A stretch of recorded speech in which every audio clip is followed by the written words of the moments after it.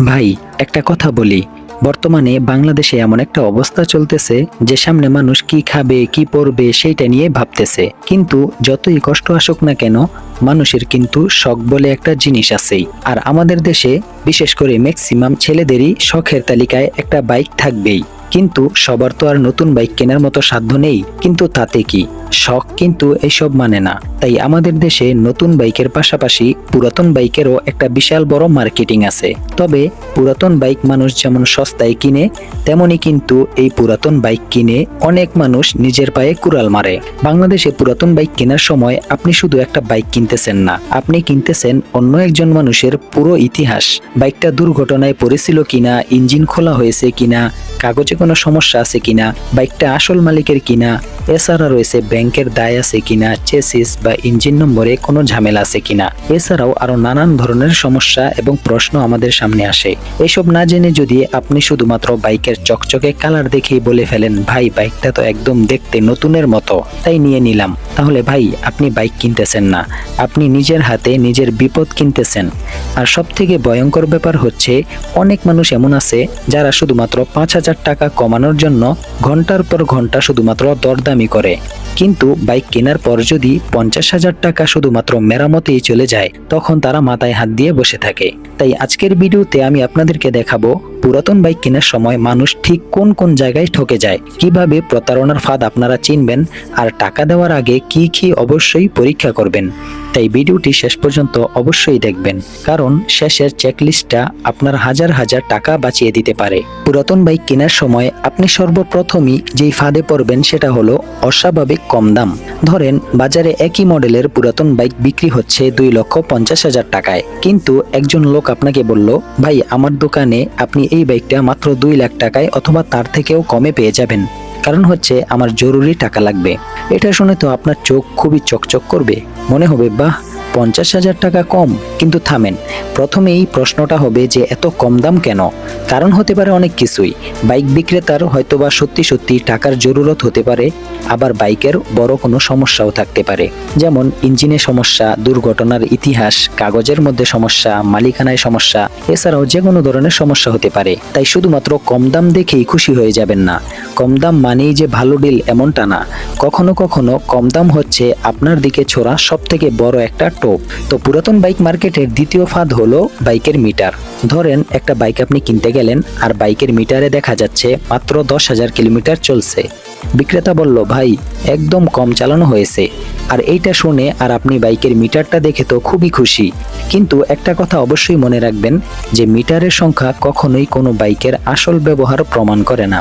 কারণ পুরাতন বাইক যদি আপনি মার্কেট থেকে কিনেন, সেই বাইকগুলোর 95% বাইকের মিটারেই টেম্পারিং করা থাকে। তাই বাইকের grip, foot peg, disc brake, chain, seat, tyre, switch, বডির স্ক্র্যাচ সব কিছু মিলিয়ে বাইকের অবস্থা আপনাকে ভালোভাবে বুঝতে হবে। যদি মিটারে মাত্র 10,000 কিলোমিটার থাকে, কিন্তু বাহিরে বাইকের বিভিন্ন অংশে অতিরিক্ত ব্যবহারের চিহ্ন দেখা যায়, তাহলে বিক্রেতাকে প্রশ্ন করুন। আর বিক্রেতা যদি আপনাকে সেই প্রশ্নের সঠিক উত্তর দিতে না পারে, অথবা বলে যে ভাই মিটার নিয়ে আপনি এত চিন্তা করেন কেন, তাহলে আপনি আরো বেশি করে চিন্তা করুন। তো এবার আসি সব থেকে ভয়ঙ্কর জায়গায়, আর সেটা হলো দুর্ঘটনার বাইক। অনেকেই বাইক দেখতে গিয়ে শুধু বলে, ওয়াও বাইকটা তো চকচক করতেছে, বাইকটা খুব জিলিক মারতেছে, বাইকটা একদম নতুনের মতো। ভাই চকচকে রং দেখলেই বাইক কিনবেন না, কারণ হচ্ছে দুর্ঘটনার পরে অনেক সময় বাইকের বডি, ট্যাঙ্ক, ফেয়ারিং বা অন্যান্য অংশ ঠিক করে একদম নতুনের মতো করা যায়। তো আপনাকে দেখতে হবে চেসিসটা সোজা আছে কিনা, ফ্রক অ্যালাইনমেন্ট ঠিক আছে কিনা, হ্যান্ডেল সোজা রেখে চাকা সোজা থাকে কিনা, দুই পাশের ফাঁক প্যানেলের অ্যালাইনমেন্ট অস্বাভাবিক কিনা, ওয়েল্ডিং অথবা কাটা সেরার কোনো ধরনের চিহ্ন আছে কিনা, অথবা স্ক্র্যাচ বা রিপেইন্টের চিহ্ন আছে কিনা। আমি এটাও আপনাদেরকে বলতেছি না যে অ্যাক্সিডেন্টের কোনো বাইক আপনারা কিনতে পারবেন না, কিনবেন অবশ্যই, তবে কেনার আগে শিওর হয়ে নেবেন যে এই বাইকটা আগে অ্যাক্সিডেন্ট করেছে কিনা। যদি করে থাকে তাহলে মাস্ট বি আপনি বাইকের বডি অথবা চেসিসটা 100% সোজা আছে কিনা এটা শিওর হয়ে হয়ে নেবেন। কারণ হচ্ছে অনেক বাইকের মধ্যেই অ্যাক্সিডেন্ট হওয়ার জন্য চেসিসটা বাঁকা হয়ে যায়, ফলে বাইকটা যে কোনো একদিকে টানতে থাকে, আর সেটা কিন্তু খুবই ভয়াবহ বিষয়। কারণ হচ্ছে এমন বাইক চালালে আপনি 100% দুর্ঘটনায় পড়বেনই। তাই বাইক কিনতে গেলে বডি চেসিস সোজা আছে কিনা এগুলো 100% শিওর হয়ে নিন। আরেকটা গুরুত্বপূর্ণ কথা, নিজে যদি বাইক সম্পর্কে বেশি একটা না বোঝেন তাহলে অভিজ্ঞ একটা মেকানিক সঙ্গে নিয়ে যান। কারণ হচ্ছে আপনি 2 লাখ টাকা অথবা তার থেকে বেশি টাকায় দিয়ে একটা বাইক কিনবেন, শুধুমাত্র 5 মিনিটে দেখেই সবকিছু ঠিকঠাক আছে বলে ফেলবেন, এটা বলা কিন্তু খুবই সহজ। কিন্তু দুর্ঘটনার পর চেসিস অথবা গুরুত্বপূর্ণ অংশের সমস্যা ধরতে গেলে অভিজ্ঞতা লাগে। তো বন্ধুরা, এবার আমি আপনাদেরকে বলবো সব থেকে গুরুত্বপূর্ণ বিষয়টা, আর সেটা হলো বাইকের ইঞ্জিন। ভাই, পুরাতন বাইকে সব থেকে বড় ভুল আমরা যেটা করি সেটা হলো শুধুমাত্র স্টার্ট দিয়ে শব্দ শুনেই বলে ফেলি ইঞ্জিনটা ভালো নাকি খারাপ। না, এটা কখনোই পূর্ণ পরীক্ষা হতে পারে না। আপনি গিয়ে দেখবেন, 1 নম্বরে আপনি যে কাজটা করবেন সেটা হলো ইঞ্জিন ঠান্ডা অবস্থায় স্টার্ট করবেন। সম্ভব হলে বাইক দেখতে যাওয়ার আগে বিক্রেতাকে আগে থেকেই বলে দিবেন যে বাইকটা যেন আগে থেকে গরম করে না রাখে। কারণ হচ্ছে ঠান্ডা ইঞ্জিনের স্টার্ট আপ আচরণ অনেক কিছুই বুঝিয়ে দেয়। এরপরে আপনি যে বিষয়টা লক্ষ্য করবেন ইঞ্জিনের ব্যাপারে সেটা হলো অস্বাভাবিক শব্দ আসে কিনা। ইঞ্জিনে অস্বাভাবিক কংক্রিট, টপিক অথবা অন্য কোনো ধরনের শব্দ আসে কিনা অভিজ্ঞ মেকানিক দিয়ে শুনুন। আপনি যদি বুঝতে না পারেন তাহলে আপনার সাথে একটা অভিজ্ঞ মেকানিক নিয়ে যান। তাকে যদি আপনি 2-4 হাজার টাকাও দেন তাহলেও কিন্তু আপনার লাভ।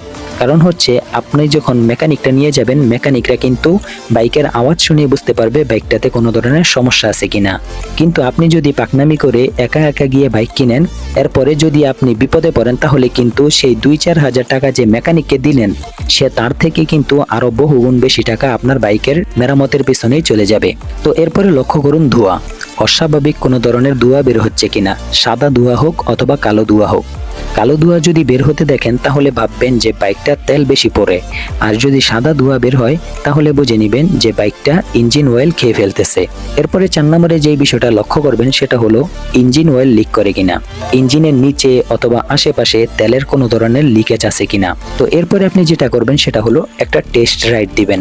টেস্ট রাইডের মধ্যে আপনি শুধুমাত্র একটু ফিল নেবেন এমনটা করবেন না। টেস্ট রাইড কিন্তু মনে রাখবেন এটা হলো আপনার সবথেকে গুরুত্বপূর্ণ একটা সাইট। তো আপনি দেখবেন গিয়ার শিফটিং কেমন, গিয়ার ঠিক মতো পড়তেছে কিনা, এরপরে ক্লাচ কেমন, অ্যাক্সেলারেশন কেমন, ব্রেক কেমন, অস্বাভাবিক কোনো ধরনের ভাইব্রেশন হচ্ছে কিনা, একটু জোরে টান দিয়ে দেখবেন যে কোনো ধরনের কাঁপাকাঁপি অনুভব হয় কিনা।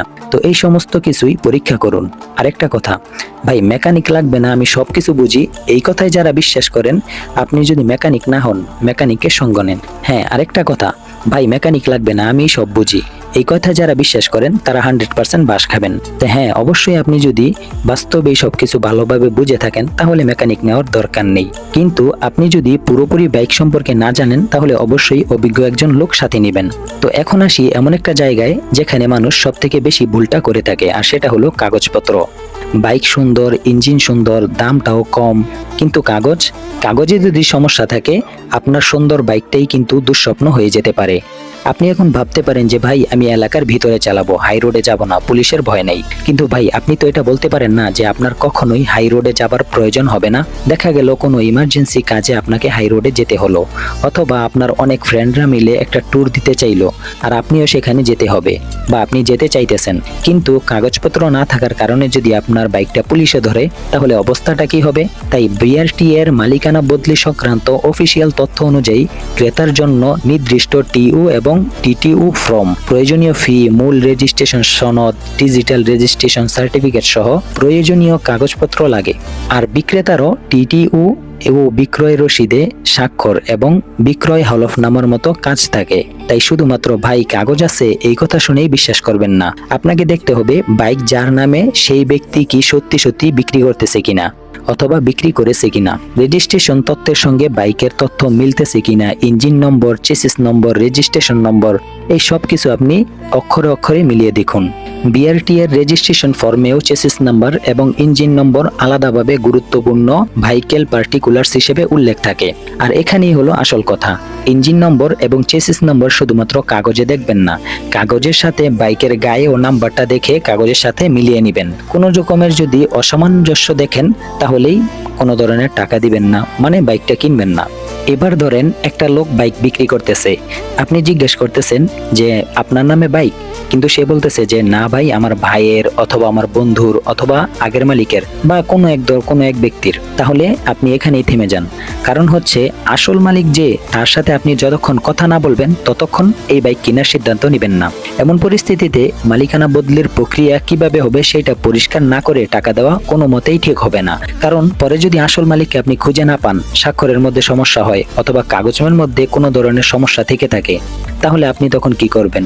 আপনি বাইক নিয়ে বসে থাকবেন ঠিকই, কিন্তু বাইকটাকে নিজের নামে করতেও পারবেন না, আর আপনি স্বাধীনভাবে চালাতেও পারবেন না। তাই মালিক যে, মানে মূল মালিক যে, তার সাথে আগে কথা বলে বিষয়টা পরিষ্কার হয়ে নেবেন। এখন আসি সব থেকে ভয়ঙ্কর একটা ব্যাপারে, আর সেটা হলো কাগজ দেখতে আসল হলেই কিন্তু আসল এমন না। আমাদের দেশে এখন ভুয়া কাগজের ছড়াছড়ি, আর এটা যে কোনো সেক্টরের কাগজ হোক না কেন। তাই সন্দেহ হলে অফিসিয়াল ভেরিফিকেশন ব্যবহার করুন।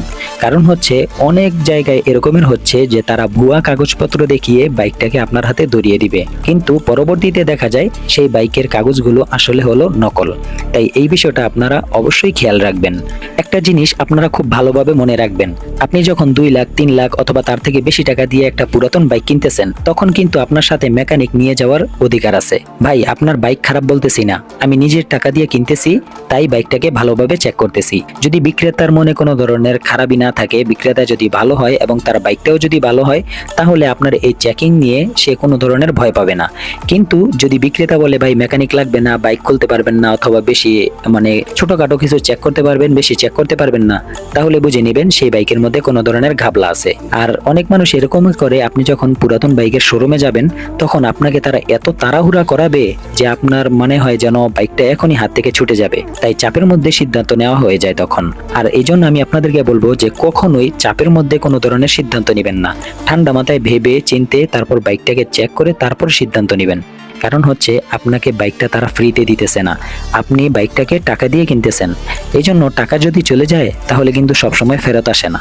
এছাড়া পুরাতন বাইক কিনতে গেলে আরো অনেক ধরনের বিষয়গুলো খেয়াল রাখতে হয়, সবগুলো তো এক ভিডিওতে বলা সম্ভব না। তাই পরবর্তী কোনো এক ভিডিওতে আমি আরো আলোচনা করব। তো ভাই, পুরাতন বাইক কিনা খারাপ কিছু না, বরং ভালো। আর আপনি ভালো কন্ডিশনের ইউজড বাইক যদি কিনতে পারেন, তাহলে নতুন বাইকের তুলনায় কিন্তু আপনারা সেটা অনেক ভালোভাবে চালাতে পারেন। কিন্তু না বুঝে কিনলে সেই বাইকটাই আপনার জীবনের সবথেকে বড় ভুল হয়ে যাবে। তাই মনে রাখবেন, বাইক কিনবেন চোখ দিয়ে না, বাইক কিনবেন যাচাই করে। শুধুমাত্র বাইকের রং দেখে, চকচকে রং দেখেই কিনবেন না, ইঞ্জিন দেখে কিনবেন। মিষ্টি কথা শুনে নয়, কাগজ দেখে এবং দাম কেমন নেয় সেটা, বাজার দর ঠিকঠাক আছে কিনা, সবকিছু বিষয় খেয়াল করে তারপরে বাইকটা কিনবেন। তো আজকের ভিডিওটা এই পর্যন্তই ছিল। যদি ভিডিওটা আপনাদের কাছে উপকারী মনে হয় তাহলে অবশ্যই ভিডিওতে একটি লাইক করে চ্যানেলটিকে সাবস্ক্রাইব করে আমার সাথেই থাকবেন। তো আজকের মতো এখানেই বিদায় নিচ্ছি। আল্লাহ হাফেজ।